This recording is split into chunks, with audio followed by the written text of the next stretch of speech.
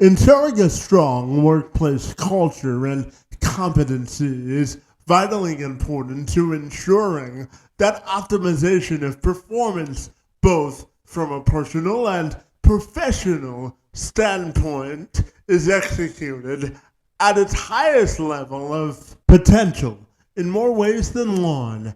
Company and corporate culture refers to having shared values and behaviors, coupled with the beliefs that structure and form the way employees and their employer interact, make decisions, and work together. It's estimated from a 2025 report from The Economist suggests that 88% of C-level executives say that a successful execution of their strategic initiatives is very important to essential when it comes to achieving their organization's competitiveness. For my friend, Carly Pepin, she's a human behavior specialist, international speaker, and consultant with a specialized focus on leadership and scaling businesses, utilizing human behavior principles and strategic growth strategies. She firmly believes that regardless of your background, occupation, or origin, every individual, no matter how far you climb up the corporate ladder, will experience both personal and professional challenges stemming from your own perceived flaws. She helps her clients to understand the transformational power of reinterpreting these narratives to lead to a more fulfilling life, both inside and outside of the office. She's dedicated her life to mastering the intricacies of human behavior to help integrate it seamlessly into strategic business initiatives, and her passion for business shines through in both her personal work with her clients and her professional ambition to still be heavily involved in entrepreneurship herself. And she joined me this week to talk about the crossroads between human behavior, business success, and a whole lot more. This is a conversation that you can't afford to miss if you're in the position of leadership in business. Luckily for all of us, my conversation with Pepin starts right now. I'm Kevin McShann. Let's have this conversation.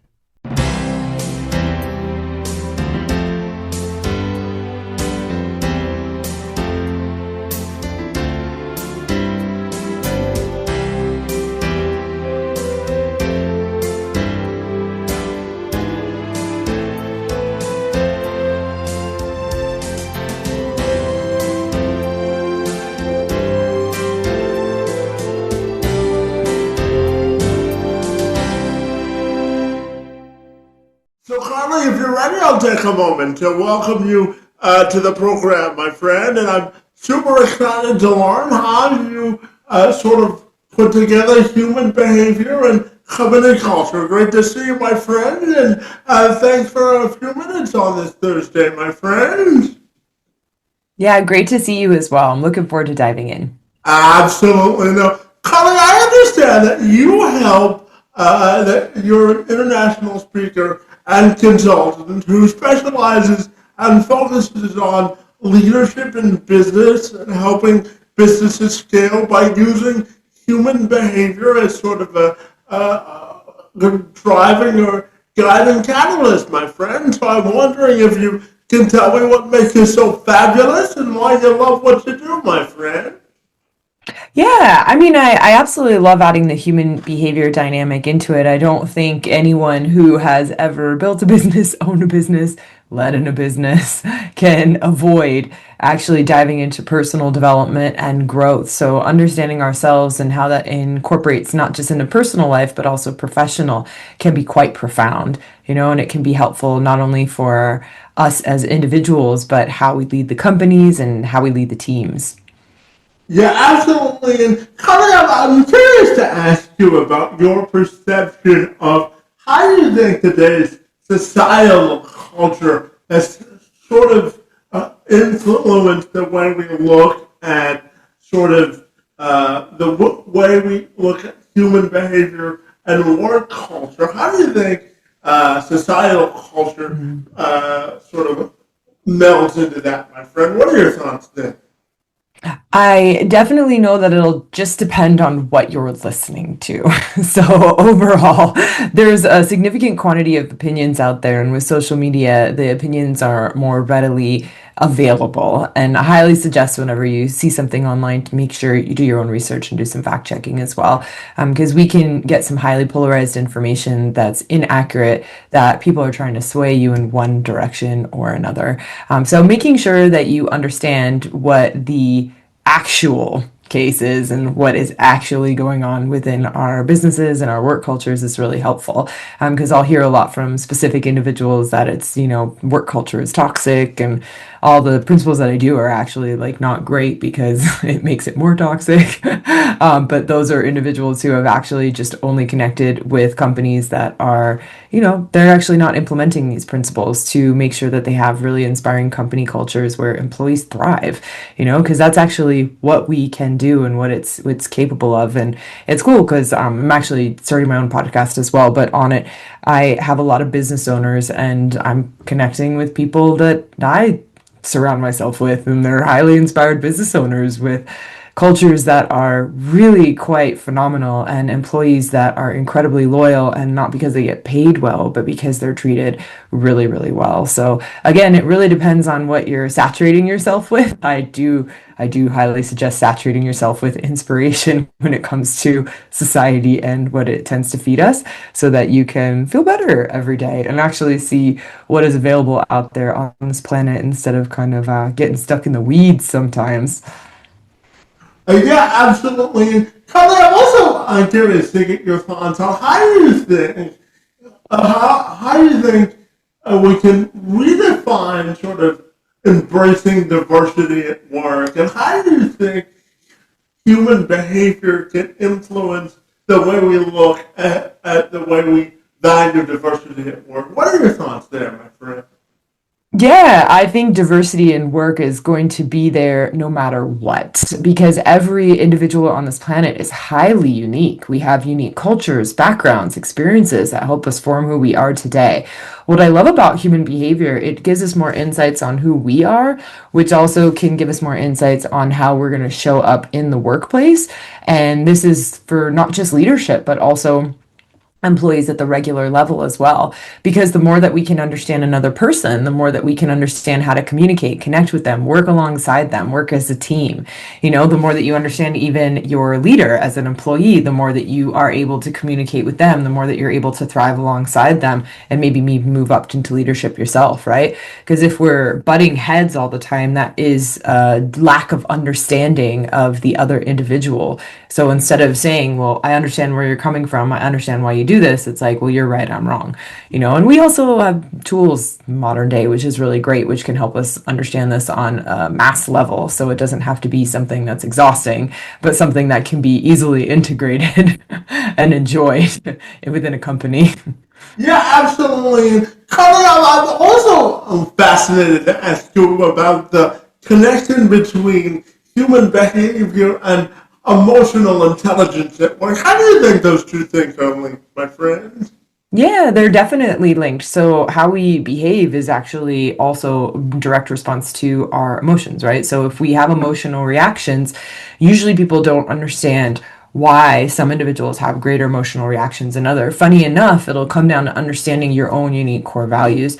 You are going to be, for example, if you have a really high value on family, right? Let's say you have a high value on your family.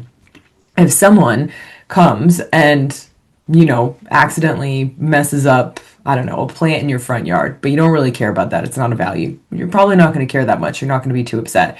But if they come and they mess with your niece or nephew or your son or daughter, you're going to be fired up, right? Because your high values on family. So we get fired up when our core values are challenged, and we're really docile and calm when they're supported, so that's part of the emotional reaction we get. If someone around you is emotionally reacting or you are, it's wisdom to understand what is the actual trigger, what's important to you, so you can sort of balance your perceptions. The other thing too is with human behavior is when we're really proud and puffed up, when we have too much pride, superego comes in, we don't like to be criticized. And we will get really emotional and reactive when criticism comes in. But criticism is feedback. It's a feedback mechanism. Not everyone on this planet is going to agree with you, and that's actually common sense. So why react when someone disagrees and criticizes you? It's because we have some sort of emotional attachment to our pride in that moment. So it's really great feedback. The more we work on our prides, even our shames, and this dynamic of understanding our core values, the more that we can actually balance our emotional reactivity. It's really quite fascinating.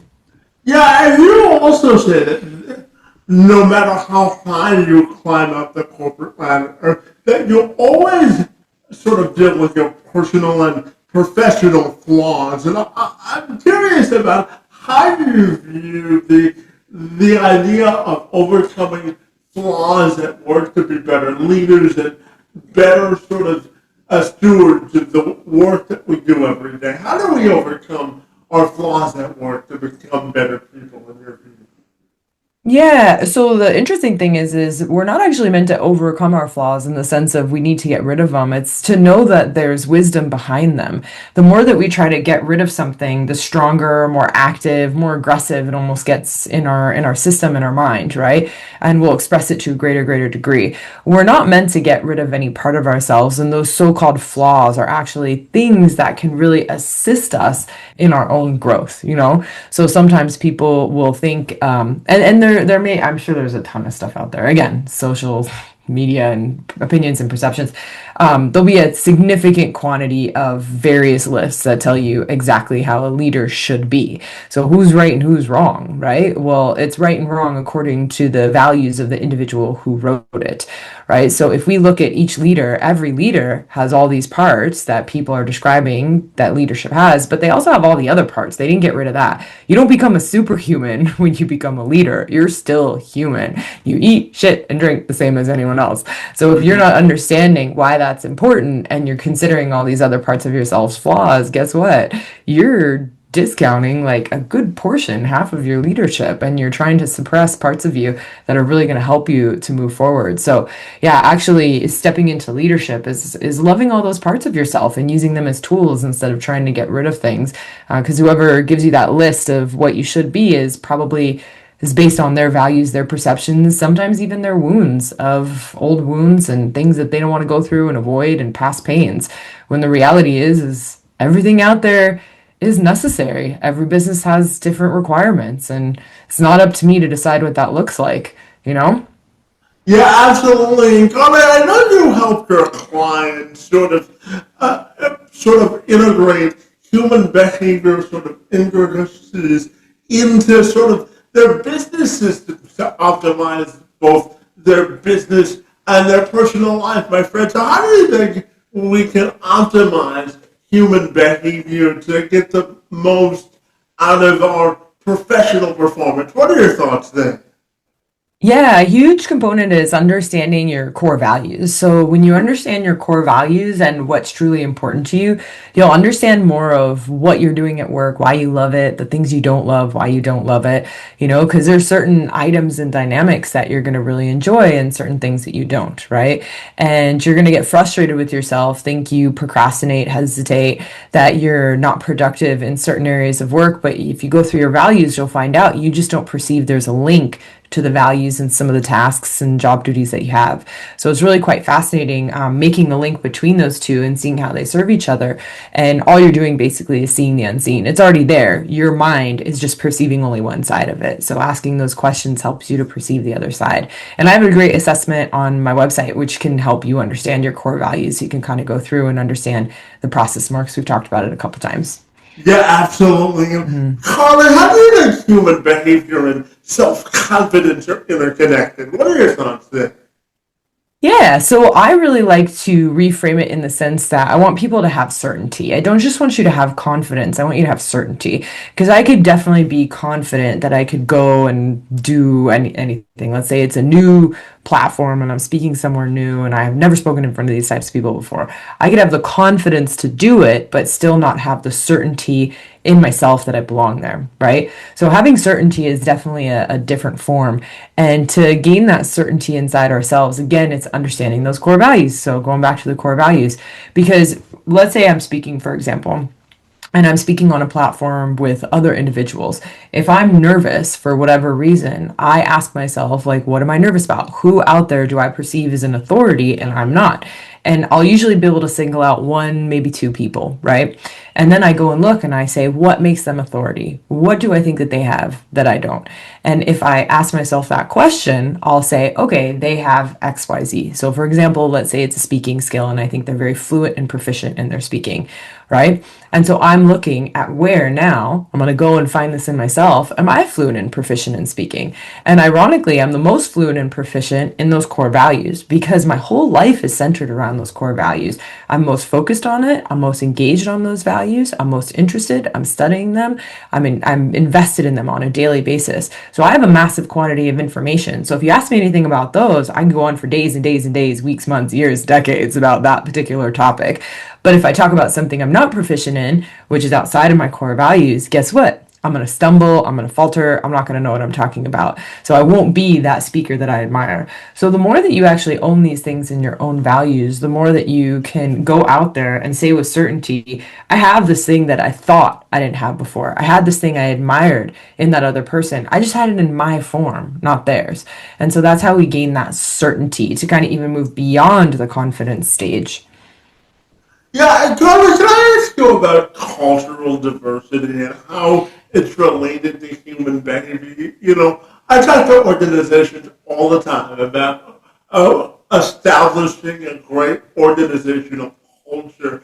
And based on, cultural diversity of the signs of the times, how do you think we can uh, successfully integrate cultural diversity with organizational culture? What are your thoughts there?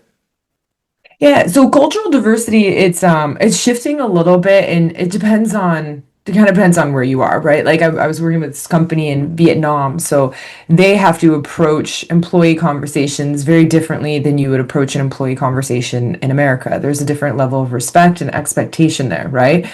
So it's quite fascinating. But remember, in the United States, we're a bit of a melting pot. So unless you grew up in some part of the states with a very culturally specific sort of upbringing. Like I'm part Italian and actually part French Canadian, right? So if I look at how I was raised though, in the first 13 years of my life, I was heavily integrated into an Italian culture. So I have taken on some of that culture, right? But for the most part, I'm also just a girl from LA. Like I'm classic American girl from LA with a little bit of Italian mixed in.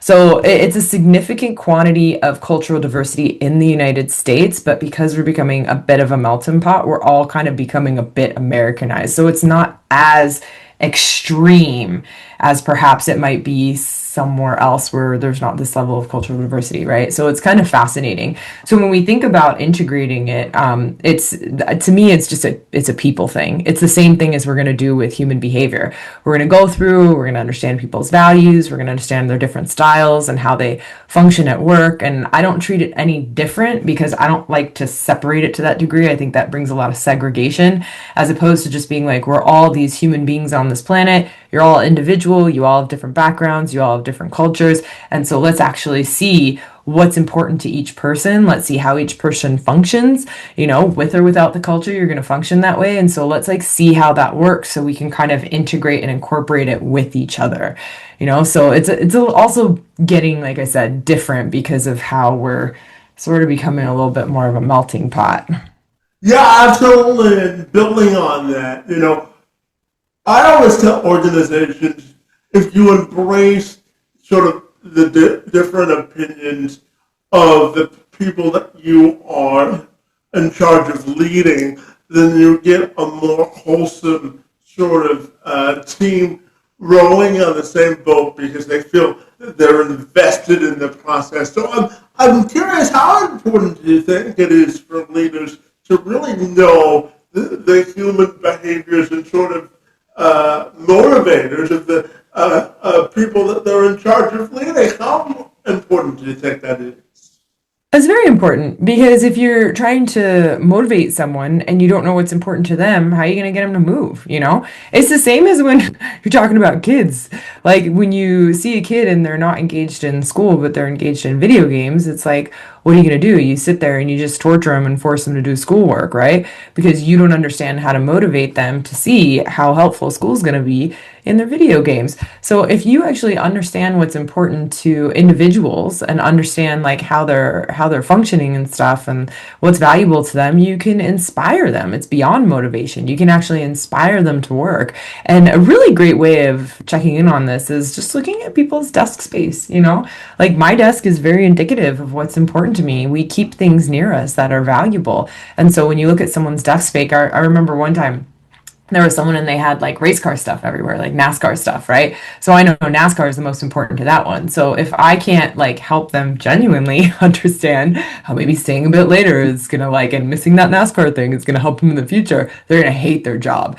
And again, this isn't sometimes it sounds difficult, but it's really not that hard. If you just start asking the questions, you can come up with the answers and give them insights. And sometimes you'll see in cubicles and stuff all people's family members. And you know the family's important. Maybe you see their dogs or their cats. Like pay attention to what's valuable to them and connect with them on that. And you'll find that they'll massively appreciate. And especially if you see people who really value family, they usually really value community and teams simultaneously. So if they feel like they have a family at the office and there's really great community, connection, teamwork, they'll thrive. Like they thrive so much.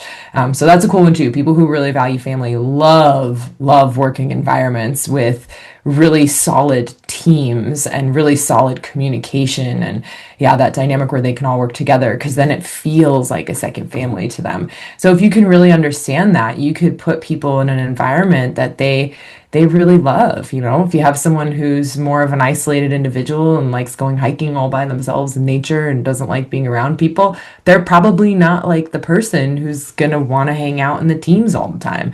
So when you know that difference, like you know where to put people and how to help them lead on their own.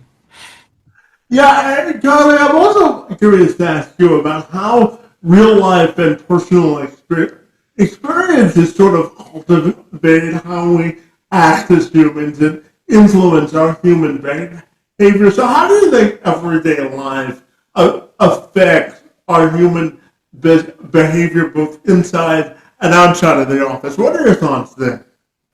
Yeah, so your core values are actually built and born off of the voids that you've had growing up, the biggest pains that you've gone through. So, for example, if you came from a broken family and you perceive you came from a broken family and it was horrible and awful, you are most likely going to have a value on building your own family unit and having an inspiring family unit because that's something that you missed out on when you were a kid. If you perceive that, you know, like I had a void in business because I just had a bunch of business individuals around me, you know, I had a lot of entrepreneurs in my family.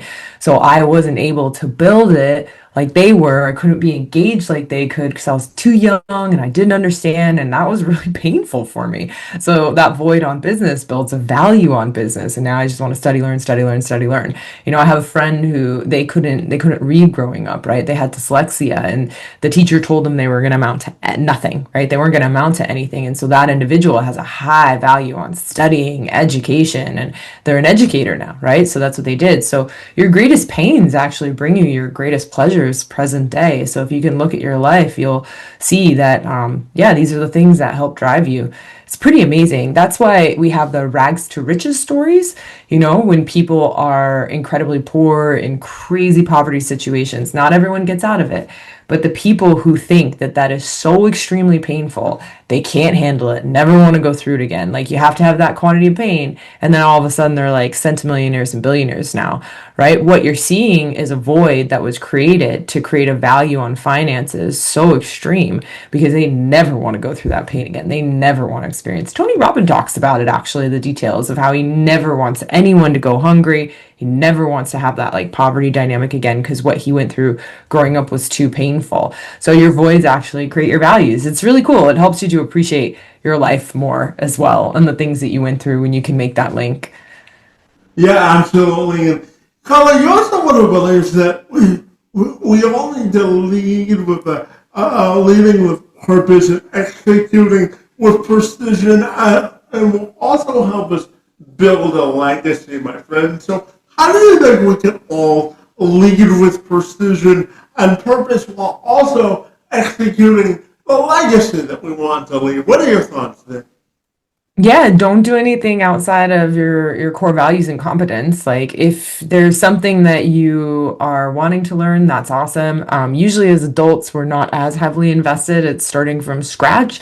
As kids, this might be the case. You know, you might want to actually like learn sports or learn something with science or some degree, but we're not often as heavily invested in that. Sometimes we are, and if you are and you're making a big switch, go for it. That's awesome. But it's like, look at those things that you're heavily invested in already and keep refining those dynamics. Because if you keep stepping outside of your wheelhouse, in a sense, right? So if I go out and I start to speak on gardening, right? Like I'm not going to do well. I'm going to fail. It's going to be awful. And I'm not going to have the level of precision and I'm going to have low performance. I can't talk about sports, but I can talk about sports performance and mindset, right? So if someone asked me to talk on like a sports podcast, I would say only if I get to talk about performance and mindset because that's what I know about. That's my expertise. And so I have precision there. The funny thing is we don't have to look for it. Just go where it naturally is and then keep refining that. And that gives you like a level of mastery, but also fulfillment. Because also, like, if we look at that, again, like, I just don't love watching sports, but I love the mindset of like high performing athletes and how that like becomes a thing. I love understanding why they get injuries and all this different dynamics, right? So I'll study books and read stuff like that like crazy. But if you ask me to just sit and watch a game, I zone out. I get bored and I'm like, ugh, like I can't manage it. Speaking of speaking in values, my husband is great at this. This is how a great example of someone speaking in values. He can get me to watch sports when he starts talking about the players, and he'll be like, "You see that player right there?" And he goes through the mindset component. He goes through some history. He goes through personal development, behavior, and I'm like, well, that's really interesting. And then I'm automatically engaged and wanting them to like watch them more closely, which is fascinating. So you can take something that's really boring and make it inspiring and engaging by linking it to what's important to you. It's really cool. And so, yeah, that's that dynamic is again, understand your core values and just that's where your massive precision is and just keep refining and repeating. Yeah, because I know that you also tell your clients that you can't have vision without clarity, my friend. So, building on that, how do you think vision and clarity are interconnected? Yeah, because if you're unclear and you're subordinating to outside opinions, right? Let's say you're subordinating to outside opinions and you listen to someone and you've got them on a pedestal and they said that you should do this. And so you're like, well, that's what I'm trying for because that's what I think I should do. You're going to be confused because you're focused on someone else's vision and not your own. So the more that you understand yourself, the more that you know yourself, the more that you learn how to take these other people off a pedestal, how to see the unseen within yourself. Nothing is missing inside you. You're the same as any person you admire. I gave you kind of a sample of how to incorporate that into your life earlier. You spot it, you got it. The more that you do that, the more you're going to see your own unique form, how it's displayed in your core values. And by doing that, you open up insights to your vision and not theirs, nobody else's.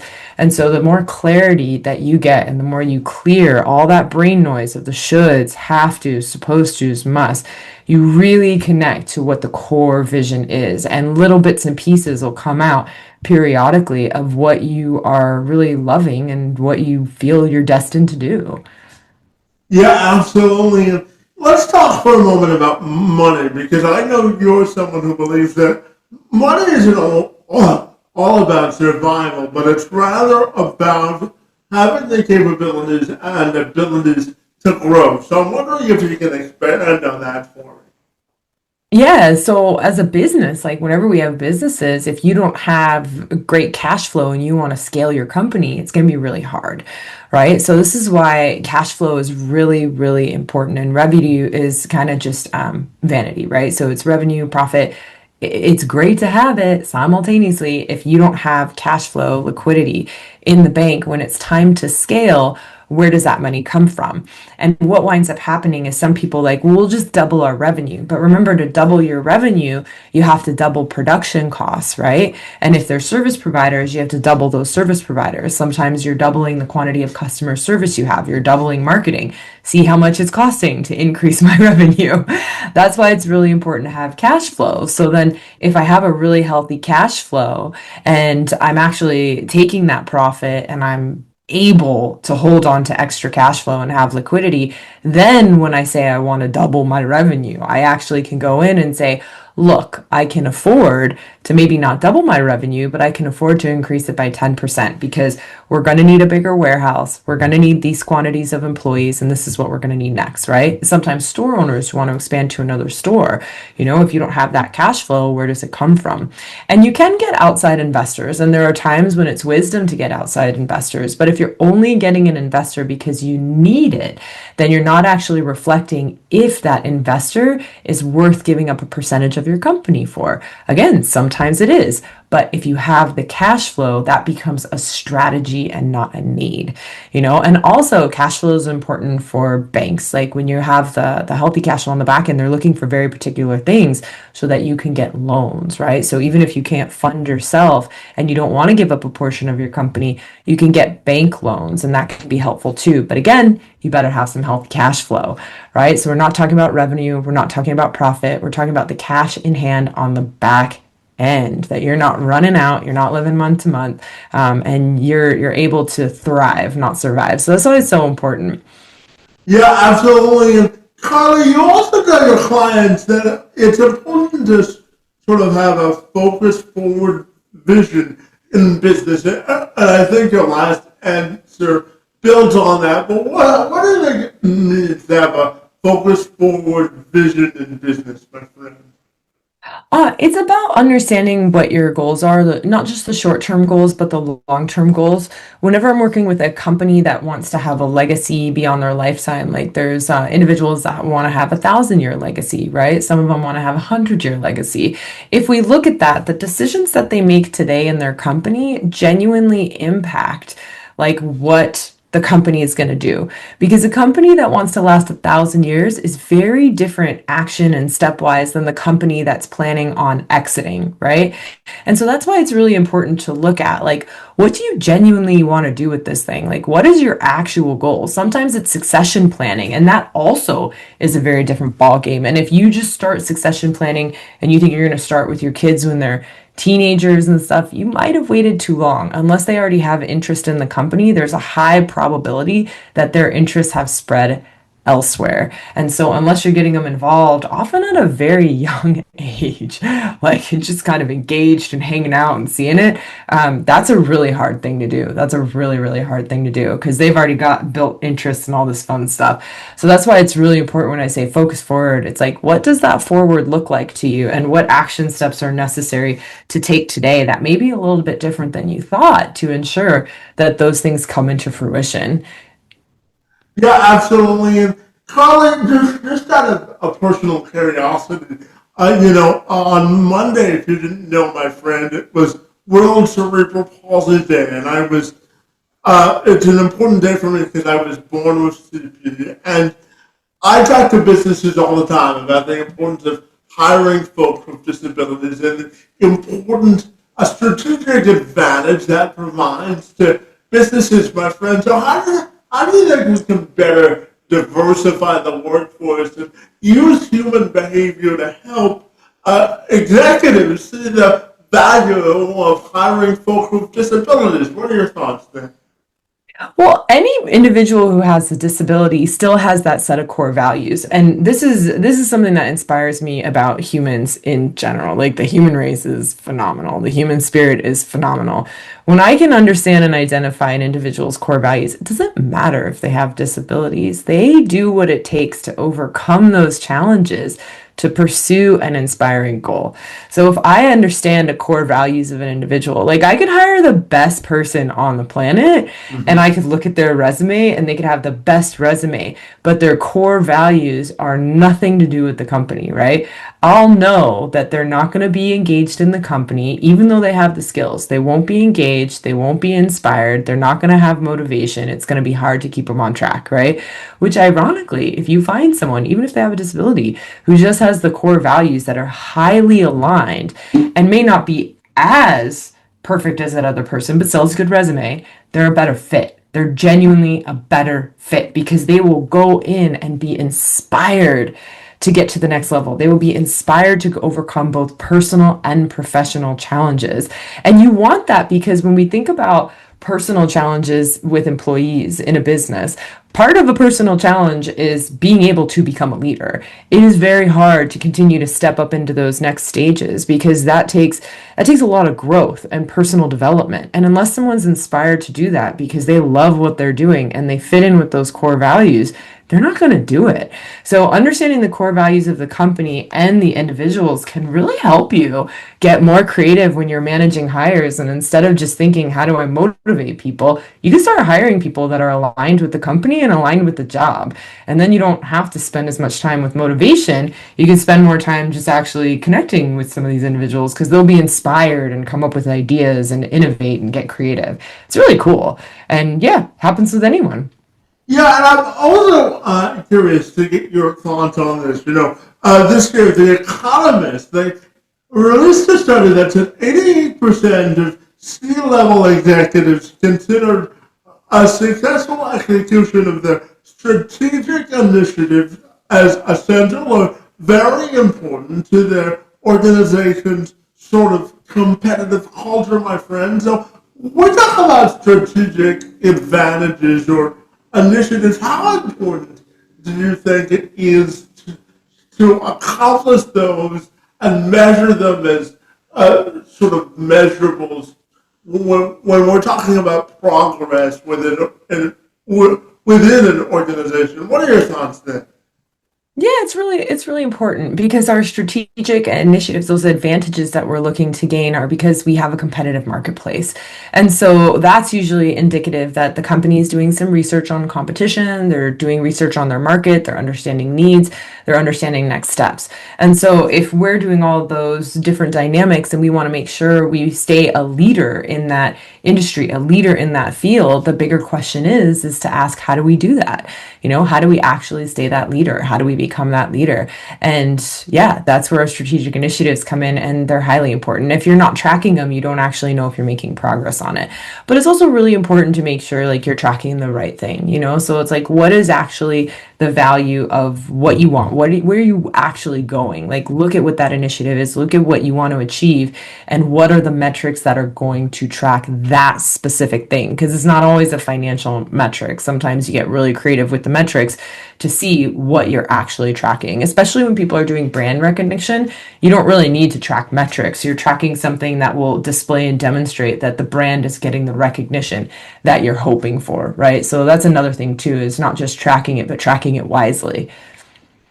Yeah, and very quickly, I wanted to ask you also about burnout. Because, in today's society, executives, depending on the size of their business, are asked to do a lot with limited resources. So if someone is burned out or overwhelmed, how do you think they can fall back in love with the grind or sort of the monotonous process of business and build those systems so that they can reclaim part of their lives back? So what are your thoughts on overcoming burnout and overwhelm, my friend? Yeah, so burnout just occurs not because we're working a lot, but because we're working in a way that doesn't align with those core values. So it's really interesting because if you ask someone who really loves what they love what they do what they love every day, they're probably incredibly busy. And I ask them like what work-life balance looks for them. And they're like, well, it doesn't really I don't really balance it because I love it so much. It just naturally blends into the two, right? So work-life balance for someone who's inspired isn't separate. Like there's no real separation, right? They'll naturally be able to manage these things because they love what they do. And if they wind up having to grind because of whatever project or anything that's going on, it doesn't feel like a grind. It feels like an opportunity to do something and pursue an inspiring challenges. That's why it's really important to understand your core values. Because if you're getting burnt out, then I know that every day you're not doing things that are in alignment with your core values. You're disconnected from your actual own purpose, your own mission, and you're not doing what you love and loving what you do. So if that's coming up as a leader, if it's coming up as, as an employee, there's options. There's ways that you can kind of go in and refine things. There's questions that you can ask yourself, but also sometimes it's the realization and acknowledgement that maybe I actually came into the wrong space. If you started this job and you're burnout from day one, you might have actually picked something that wasn't aligned with you at all. If it created burnout, there's probably something that came in that you're doing new that you don't love, that you're actually hating and is burning you out. Because if you look at your day, I guarantee you not everything burns you out. If you break it down to what burns you out and what energizes you, you'll see that there's specific things that give you energy. And if I gave you all day tasks that look like that, you'd be like, I'd be fine. I'd be just fine. I wouldn't be burnout. So it's really understanding yourself when it comes to burnout and then refining your life and your business to actually work around that, which is highly possible.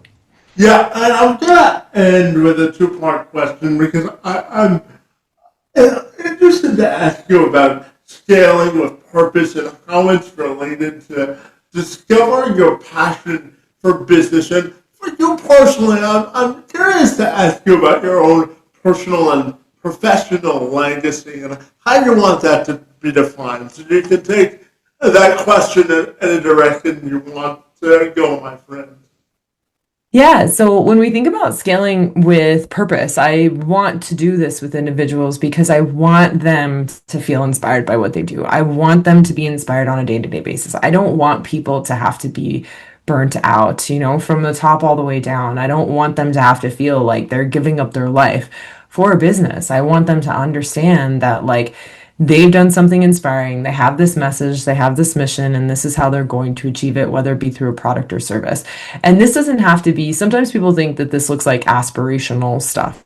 Right. But I have a client who's a roofer that's quite inspiring, has a beautiful mission, really inspiring, and it's all about roofing, and it's like, it's kind of crazy, it's kind of cool. And I love working with individuals like that. So when we think about scaling with purpose, it's finding the purpose and meaning behind what you do, no matter what it is. Because when people start companies, they don't just start it. It's very rare that they start out of the blue. There's usually something there behind it that got them going, whether it be a personal reason or a professional reason because of the product and service. Something's really inspiring there. And that's already incorporated into the company, whether or not those individuals see it. So I really like to connect that thing to them because whenever we're inspired by someone or something, you'll notice that you'll go through pleasure and pain, an unending amount of pain, by the way, sometimes to achieve those goals, right?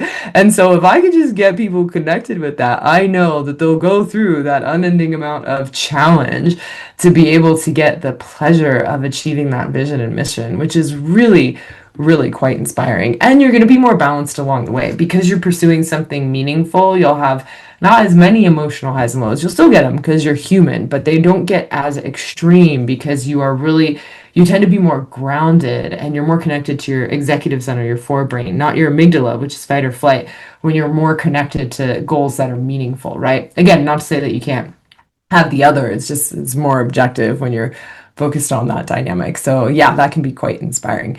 And then personally, I mean, I love business. So outside of helping businesses, I also work on my own businesses as well because I really, really, really love business.